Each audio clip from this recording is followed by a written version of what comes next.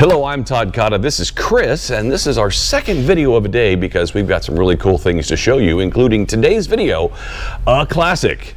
One that has been copied and copied and copied, but nothing has ever matched the original Browning high power 9mm right here on Revuzit.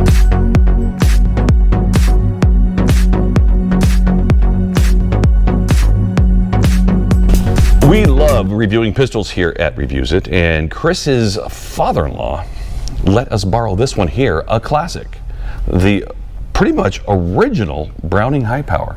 I don't even know how old this gun is, but I venture to say it's probably closer to 50 than it is 10 years old. And Browning, making the 1911s and all the guns that they've made over the years, this is one of the more favorite guns behind the 1911 because of its smooth shooting, they say, and because of its trigger and the ergonomics of the gun. A lot of things, like the grip itself has places for your fingers to go. It's got channels like you see on some guns today, things they didn't think of back then for your grip. Yeah, it has the aftermarket, the outer safeties that it has on it. Plus, yep, it has a regular slide safety on here, right here, kind of like a 1911. Mm-hmm. And those who love that magazine disconnect, you could thank the French for that because they wanted that as part of their... The French put the magazine disconnect in this gun from Belgium. This is a Belgian-made one, actually. Yeah. Because when they were putting it together, they said it had to meet a 2.2 pound minimum, had to have external safety, magazine disconnect, and be able to take care of the target at 50 meters. So the magazine disconnect feature is nothing new. No. It's been around for a very long time. Basically, a magazine disconnect is when there's no magazine in the firearm, it won't shoot. Not good, in my opinion. No. But it's something that... when you're in the middle of a tactical reload and you got one in the chamber and you're trying to get your new full mag in there and you got to use your gun, it's useless. Useless. Just paperweight. Let's talk about the dimensions of this gun, all that stuff. Well, it comes in different calibers, mainly 9 and 40. It's about a 4 to 5 inch barrel on it. It has it's all metal, so it's nice and sturdy. Yeah, polymers weren't a thing too much back then. No. The fixed white dot is the rear sights. The little square dots on the sights right there. And yeah. Let's see. Double stack magazine. Holds 14 rounds. Yeah, double stack's been around for a while too. Isn't that cool? Yeah. This is right when double stacks first started coming out. And this, I tell you, the Browning high power made big waves when it came out back in the day, and they were the next generation of firearm after the 1911. And the best way to say that, in today's pricing, it's about $1,000 to buy this gun. Yeah, if they have one. This one's been discontinued, but MSRP and is $1,000. Other companies make this gun because the patents been gone, like the 1911s. But this is the original Browning high power from Belgium. Yeah, they started making this because he died. John Browning died in 1926, before they started coming out with these. So he only died 15 years after he made the 1911. Wow. And then they actually started making this in 1934. 1934, so this gun's been around quite a long time. It'll be 100 years in another 12 years, won't it? Oh man. Wow. Wow, wow, wow. I think the best thing we can do is go out there and give this thing a little trigger time. Yeah, see how it goes. Shoot it in the range and see how it goes. Here it goes. This is the classic Browning high power 9mm. We're going to do 10 rounds at 7 yards.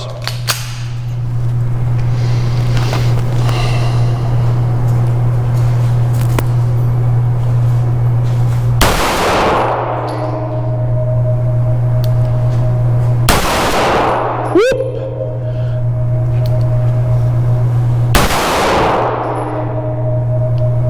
I don't like the trigger reset on this thing, but it's an old gun, I get it. Shooting a little bit to the left. Wow. I haven't been this jumpy with a gun in a long time.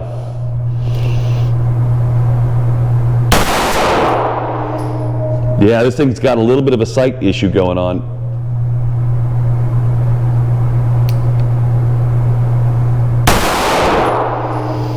Yeah, I'm keeping him close, but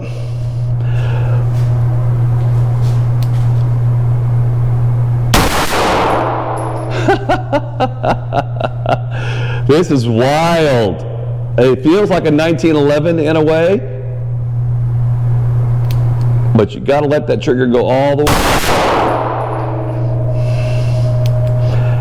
If you don't let the trigger go all the way out, it will not shoot. Holy mackerel. It's amazing how far guns have come when it comes to fit, feel, and performance. The plastic grip on this thing is a little bit slick. Just like on a 1911, this happens to me because the slide and the hammer get the meat of my web right here. And it does shoot a little bit to the left. My first shot was low. My last shot was a little bit high, but everything else stayed right in the group there. Ready to go, Chris? Sure. Here we go.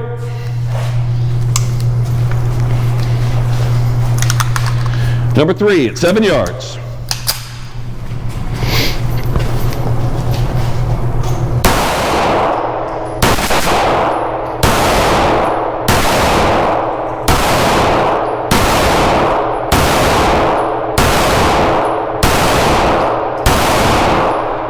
All right, let's go walk up and take a look. Your first round went right through the middle. Actually, my first round was this one. Your second shot was that one. Yeah.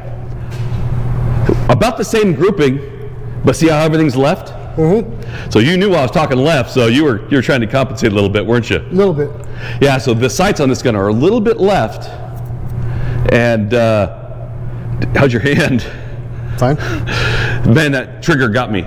I mean, the hammer got me really bad. But wow, not a bad recoil on it. How did the grip feel for you? Feel fine. Feels fine? Yeah. Okay. Like you said, the trigger, you gotta let it come all the way out. Well, there's that right now. We're gonna go back in and finish this thing up back in the store. There we go.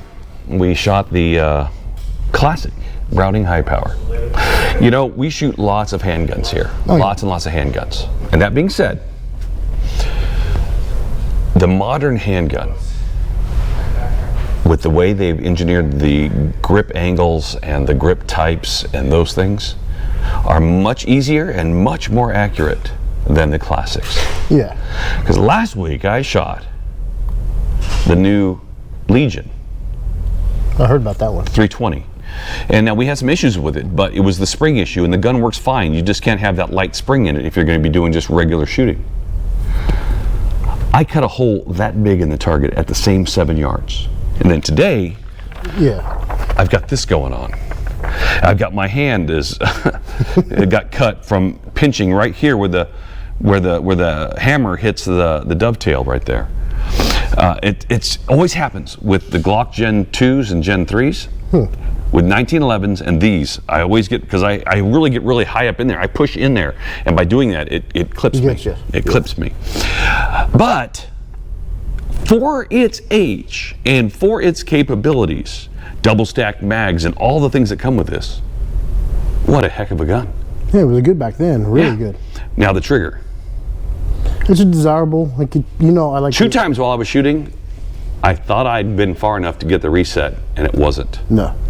You just got to let go of the trigger and do it again. But it's light. It's nice and light. It's not like a car trigger where it's heavy the whole way and it's a pain in the butt. This one is super light, but you don't know where to reset it at. Yeah, because it doesn't have that click. It doesn't have that click. And it doesn't seem like it's in the same place every time. I thought I let the trigger out, and it wasn't out. Because I'm so used to just quick throws on triggers. Yeah, the 16th to 8th of an inch throw, Yeah. Well, there you go. That is a look at a classic gun today, the Browning High Power, right here on Revuzit. I want to thank Chris for coming along the ride today, and thank you for watching today. Please subscribe below. We always love when you guys keep pushing our numbers up so we can keep on making these videos for you. You guys have a great day, and thank you for watching Revuzit.